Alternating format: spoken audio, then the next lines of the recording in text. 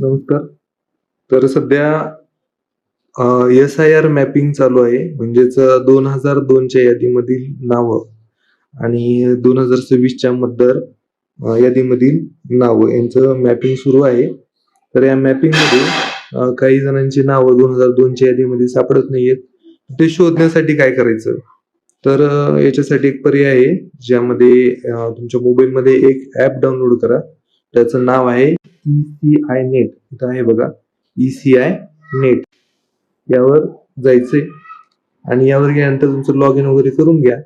आणि log in करून झाल्यानंतर या ठिकाणी वोटर सर्व्हिसेस असं ऑप्शन आहे आणि या वोटर सर्व्हिसेस ऑप्शन मध्ये वोटर रजिस्ट्रेशन फॉर्म्स असं ऑप्शन आहे. त्याच्यावर तुम्ही क्लिक करा आणि क्लिक केल्यानंतर तुम्हाला इथं search your name in last S-I-R असं ऑप्शन येईल. यावर तुम्ही क्लिक करा आणि क्लिक केल्यानंतर इथं बाय इलेक्टर डिटेल म्हणजे त्याची माहिती तुम्हाला इथं द्यायची, म्हणजे पोलिटिशियन नेम वगैरे. हे थोडं किचकट आहे, पण in last SIR e roll तुम्हाला डायरेक्टली तुम्हाला यादीच डाउनलोड करता येते, ज्या ठिकाणी तुमच्या मतदानाचं, ज्या ठिकाणी तुम्ही मतदान करत होता त्या ठिकाणचं तुम्हाला डायरेक्ट मतदार यादी डाउनलोड करता येते. ही सोपं जातं तुम्हाला शोधायला. तर इथं सर्च करून तुमचं राज्य निवडा, जे राज्य आहे महाराष्ट्र.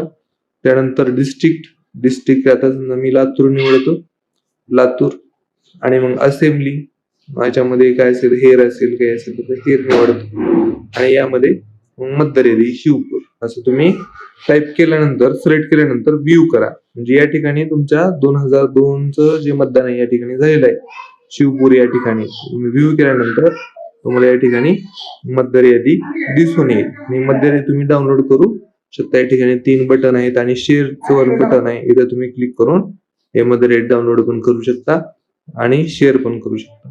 अशा पद्धतीने मतदार यादीमध्ये तुमचं नाव तुम्ही इथं शोधू शकता. समजा या मतदार यादीमध्ये नाव नाहीये, दुसरी मतदार यादी आहे जिथं सिटी शहराचा भाग आहे, त्या ठिकाणी वेगवेगळे मतदार याद्या आहेत.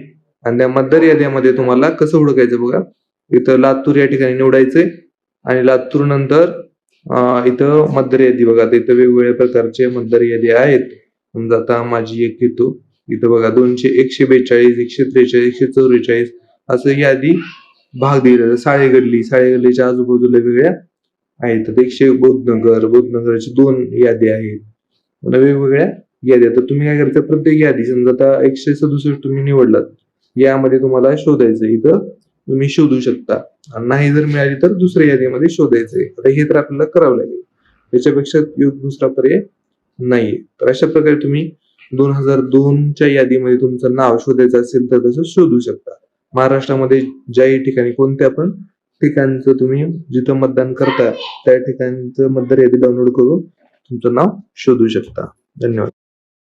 आता ही 2002ची यादी तुम्ही डाउनलोड केलं.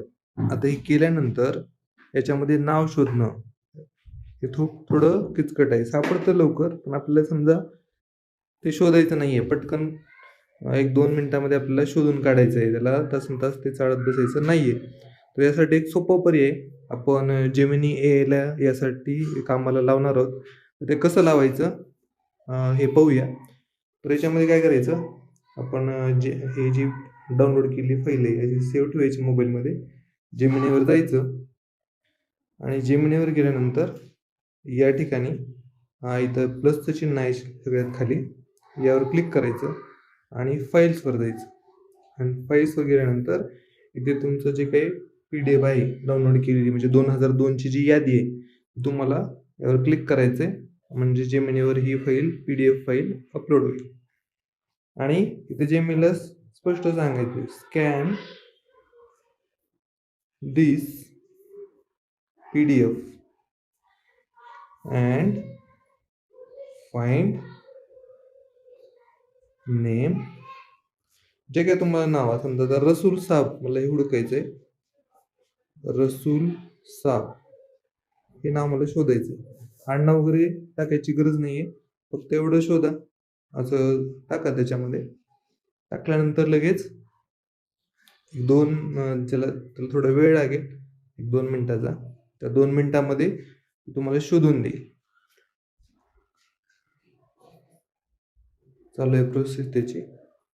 म्हणजे आपल्याला ते चाळत बसायची गरज नाही किंवा मग ते ओपन करून ते हुडकत बसायची गरज नाही आहे. आपल्याला AI चा वापर करता आला पाहिजे आत्ताच्या या युगामध्ये आणि तो आपल्याला कामासाठी आपण फोटो डाउनलोड करण्यासाठी, व्हिडिओसाठी त्याचा वापर करतो. पण त्याच्याद्वारे आपण हे पण काम करू शकतो. आता बघा रसूल साब. आता एवढे रसूल साब आले. याच्यापैकी जे कोणी तुम्हाला पाहिजे ते तुम्ही इथून घेऊ शकता. ओके. रसूलचे पण वेगवेगळे नाव आहेत. रसूल साबचे एवढे, तर रसूलचे एवढे. एवढं डिटेल तो शोधून देतो आपल्याला. समजा आता मला दुसरं एक पाहिजे. आता इंग्लिशमध्ये टाकावंच नाही. तुम्ही आता नाव जरी टाकलं किंवा मग वरचं जी कॉपी केलं तुम्ही, समजा हे आहे. वर जे आपण हे जे याला कॉपी करायचं आणि या ठिकाणी दुसरं नाव आपल्याला शोधायचं. मग रसूल साबच्या ठिकाणी आपण दुसरं नाव टाकूया. शीलाबाई हे आपल्याला नाव शोधायचं. तर लगेच टाका त्याला. तो कामाला लागेल आणि आपल्याला शोधून देईल. सध्या AI चा वापर खूप वाढत आहे आणि आपल्याला या कामासाठी पण याचा वापर करून घेता येतो. खूपच म्हणजे वेळ वाचवणारी गोष्ट आहे. कारण जे BLO आहेत किंवा मग ज्यांना खरंच SIR मॅपिंग करायचं आहे, त्यांच्यासाठी ते शोधण्यासाठी पूर्ण ते पडताळणी करावी लागते. प्रत्येक पानावर सगळं चेक करावं लागतं, आडनावाचं, नावाचं. तर ते करत बसण्यापेक्षा तुम्ही जर असं केलं, समजा तुमच्या फॅमिलीतल्या सगळ्यांची नावं शोधायची, तर ते परत परत हुडकायची गरज नाही. एकदा तुम्ही याला सांगितलं, त्याचं नाव टाकलं की बरोबर. आता तुम्ही फक्त इथं नाव टाकून केलेलं आहे. तुम्ही आडनाव जरी टाकलं तर आडनावाचे सगळे बघा इथे शीलाबाई टाकले, शीलाचे पण नाव आले.